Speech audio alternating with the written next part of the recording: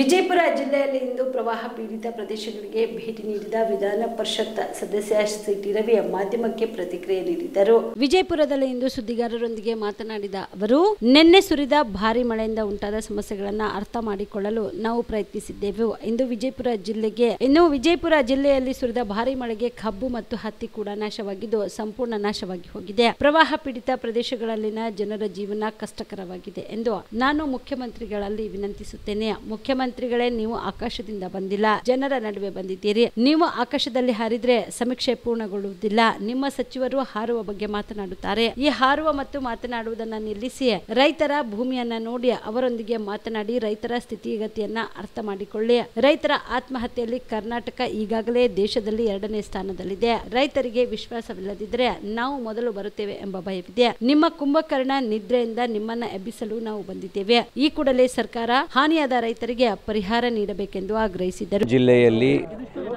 ಅತಿವೃಷ್ಟಿಯಲ್ಲಿ ಆಗಿರತಕ್ಕಂಥ ಸಮಸ್ಯೆಗಳನ್ನು ಅರ್ಥಕೊಳ್ಳುವಂಥ ಪ್ರಯತ್ನ ಮಾಡಿದ್ವಿ. ಇವತ್ತು ವಿಜಯಪುರ ಜಿಲ್ಲೆಗೆ ಬಂದಿದ್ದೇವೆ.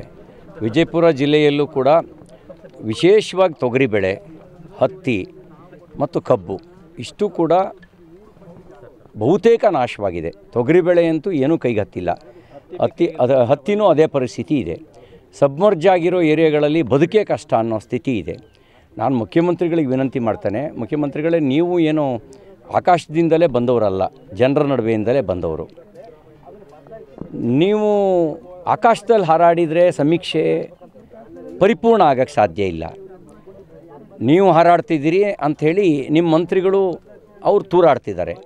ಈ ತೂರಾಟನ ಬಿಡಿ, ಹಳ್ಳಿಗೆ ಬನ್ನಿ. ಹಳ್ಳಿಗೆ ಬಂದು ರೈತರ ಜೊತೆಯಲ್ಲಿ ಮಾತಾಡಿ, ಜಮೀನು ನೋಡಿ, ಅಲ್ಲಿ ಬೆಳೆ ಕಂಡುಕೊಂಡಿರ್ತಕ್ಕಂಥ ರೈತರ ಪರಿಸ್ಥಿತಿನ ಅರ್ಥ ಮಾಡ್ಕೊಳ್ಳಿ. ಮತ್ತು ನನಗೆ ಆತಂಕ ಇರೋದೇನು ಅಂದರೆ, ಈಗಾಗಲೇ ಕರ್ನಾಟಕ ರಾಜ್ಯ ರೈತರ ಆತ್ಮಹತ್ಯೆಯಲ್ಲಿ ನಂಬರ್ 2 ದೇಶದಲ್ಲೇ. 1ನೇ ಸ್ಥಾನದಲ್ಲಿ ಮಹಾರಾಷ್ಟ್ರ ಇದ್ದರೆ 2ನೇ ಸ್ಥಾನದಲ್ಲಿ ಕರ್ನಾಟಕ ಇದೆ. ಅವ್ರಿಗೆ ವಿಶ್ವಾಸ ತುಂಬದೇ ಇದ್ದರೆ, ಅವ್ರಿಗೆ ಪರಿಹಾರ ಕೊಡದೇ ಇದ್ದರೆ ನಾವೆಲ್ಲಿ 1ನೇ ಸ್ಥಾನಕ್ಕೆ ಬಂದುಬಿಡ್ತೀವಿ ಅನ್ನೋ ಭಯ ಕಾಡ್ತಾ ಇದೆ.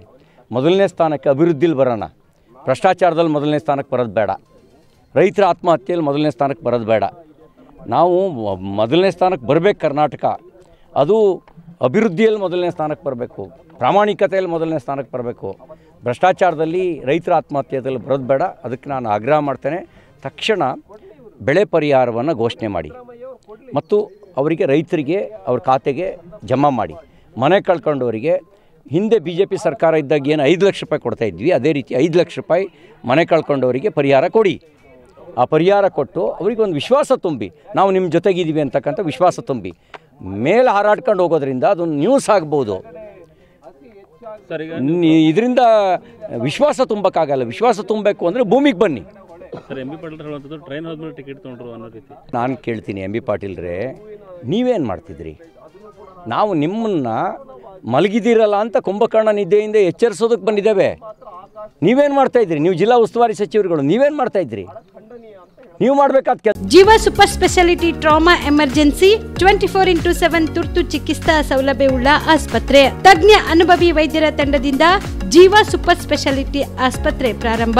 ಕಲಬುರಗಿ ಮೂಲದ ವೈದ್ಯರು ಬೆಂಗಳೂರು, ಹೈದರಾಬಾದ್, ಮುಂಬೈನಲ್ಲಿ ಕಾರ್ಯನಿರ್ವಹಿಸಿದ ತಜ್ಞ ವೈದ್ಯರ ತಂಡದಿಂದ ಇವಾಗ ಕಲಬುರಗಿಯ ಜೀವ ಸೂಪರ್ ಸ್ಪೆಷಾಲಿಟಿ ಆಸ್ಪತ್ರೆಯಲ್ಲಿ ಗುಣಮಟ್ಟದ ಚಿಕಿತ್ಸೆ.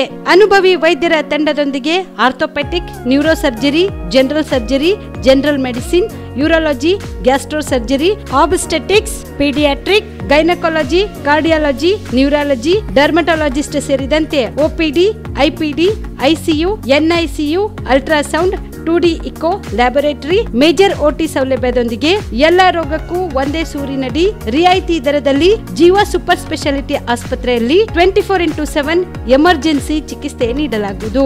ಹೆಚ್ಚಿನ ಮಾಹಿತಿಗಾಗಿ ಸಂಪರ್ಕಿಸಿ ಜೀವ ಸೂಪರ್ ಸ್ಪೆಷಾಲಿಟಿ ಆಸ್ಪತ್ರೆ, ನ್ಯೂ ಜೇವರ್ಗಿ ರಸ್ತೆ, Santosh colony, Kalaburagi. Mobile number 9380736005ಗೆ ಸಂಪರ್ಕಿಸಿ.